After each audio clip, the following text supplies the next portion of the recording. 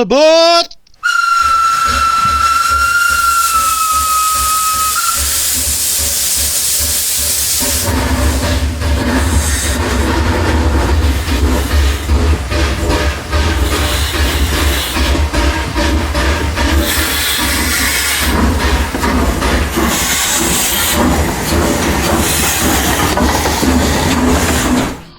Hello and welcome to today's Shaky Hand Shed, where we'll be taking this LIMA models Belgian SNCB 150012 from a little messed up like me to being pretty fine again, really. It has a couple of issues. I bought it off eBay. I think it were about 15 quid. I never pay a great deal. And it was a non-runner. And it had broken pantographs. Like me, a couple of issues. So it got a little bit of TLC. 10 pints of lager and a curry. And here we're taking the body shell off, it's done. With one screw in the top. And we're taking the pantographs off. They've got a screw underneath. I ended up super gluing one of them back in because I broke the actual body. I think it had been broken before. It shouldn't have broke as easy as it did with me just screwing the pantograph in. I think somebody's broke it at a previous point. And here I'm taking the windows out. I tried to take them out, but somebody's glued in a weight. It's got very much non-LIMA weights. There I've dumped the window unit. I could get out into floor polish, and here I'm testing the motors working. The motor's working from there, but the wiring's been a work of art. They've used too thick gauge wire. That gets sorted later, because I may do other things with this at a later date. I may do DCC, wire the lights in proper. Anyway, here I'm stripping the bogie off so I can get to the motor to give the motor a service. As it goes, it really needed it because it was filthy. It was hanging, man. It was absolutely choked with carbon, but here I'm taking the springs and carbon brushes off before I take the front plate off the motor.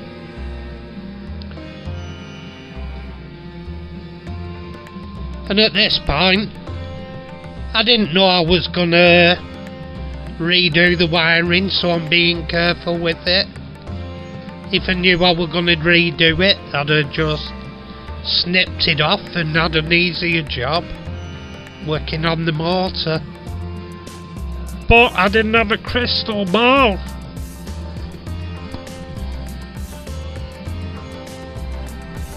And it's always a case. I buy a lot of non-runners off eBay. I buy them as non-runners because sometimes people advertise them as runners and they're not. I don't think half of them test them. And at this point I'm cleaning it out with methylated spirits first, and then after that on the commutator I got a very fine piece of wet and dry and silver water salt polish. There I'm cleaning the actual carbon brushes with meths. But I got silver water salt. I think that's what I'm doing here. solver water saw with very light grade wet and dry, and just polish the commutator up, get rid of any rough areas, then polish it up with a Q-tip.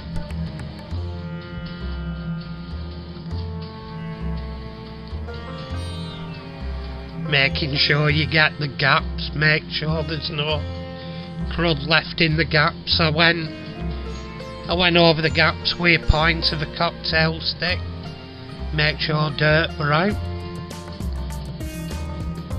And there, what I'd have been doing there, I've got a Q-tip with the cotton pulled off, and I'm cleaning down the channels for the carbon brushes. And here I'm cleaning off all the oil and gunk with meths on the contacts for the axles.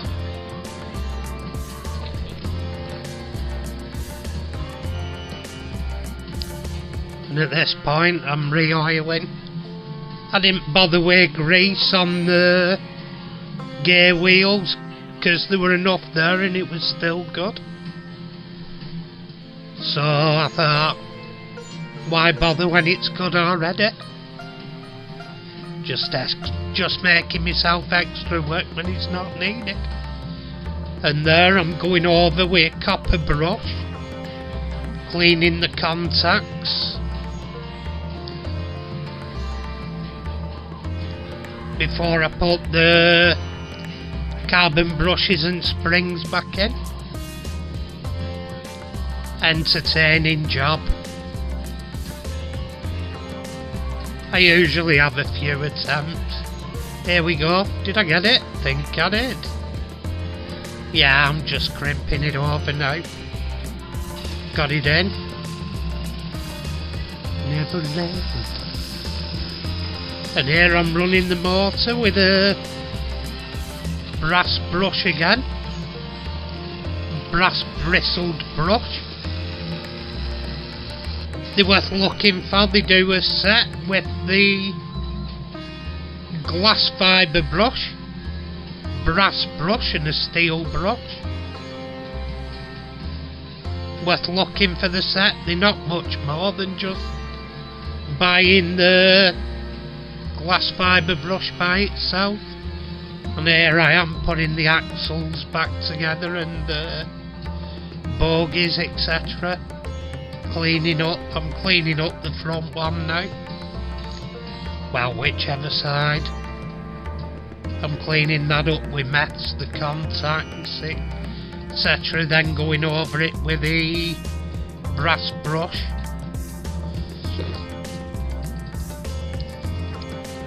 The brass brush is, ideally, it's still coarse, like wire brushes, except it's softer than the actual metals you'll be scrubbing with it. Unless obviously they're brass contacts, then they're about the same.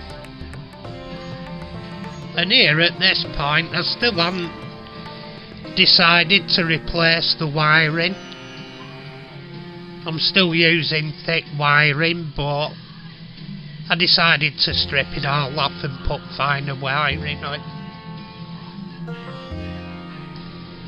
I'm rewiring it together and I went, nah. And at this point we're making a repair on the Pantograph. One side of the Pantograph top has come off the arm, so I'm soldering it back into place. It'd have probably been better tougher join with silver solder if I'd have used my blow lamp, but the thing is, there's a plastic arm off it, on it, and the stripping would probably break it worse, so I just used normal solder.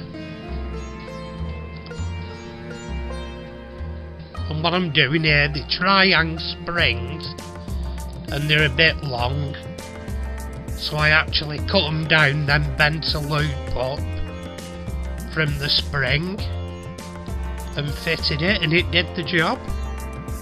So hey ho, top tip. If you're missing a spring off a Pantograph,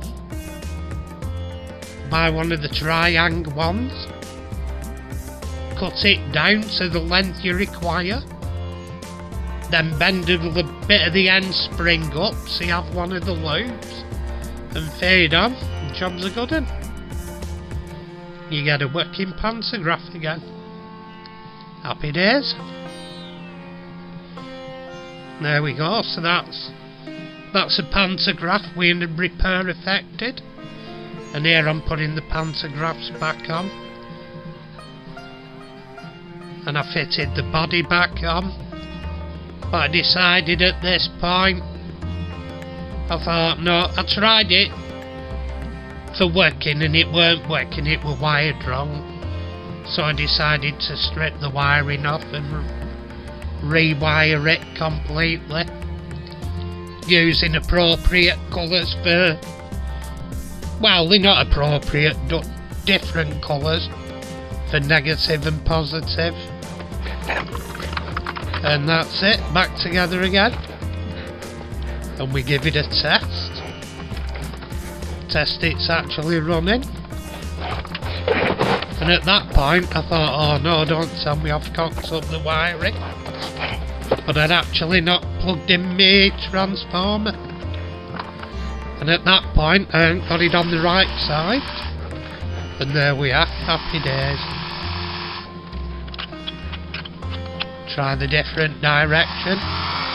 The lights still light up the same because I've not bothered working out the resistors for it and everything, which it probably won't work on normal DC bulbs anyway. I'm gonna do it with LEDs, I think, because I've got the resistors and everything.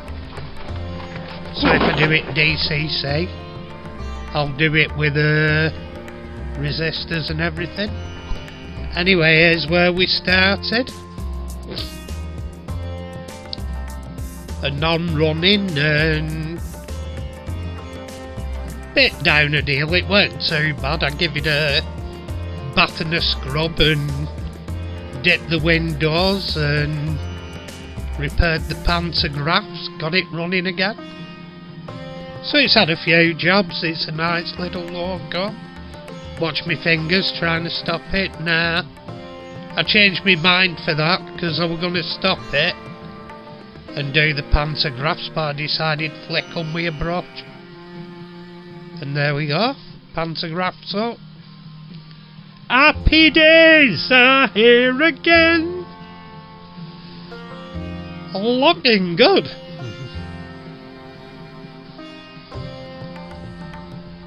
There we go, Pantographs back down.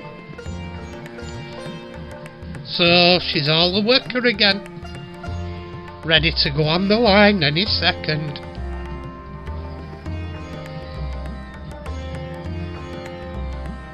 And does look good, like. And here we go, coming round. It runs nice too. It needed a little bit of running in after the strip down to bed in again. But basically, the thing I like about it that I can do LEDs better. You can have red lights on it and white lights. There we go, here it comes, on its way round. Put your chocolate in your pockets, don't let it pinch it. You ready? Put your chocolate in your pockets. Don't let it come and pinch it. You see, it's coming. Woo! Is that me chocolate? Yeah, it's been an enjoyable build, this one. Enjoyed horsing around with it. It's come on nice. Nice little loco.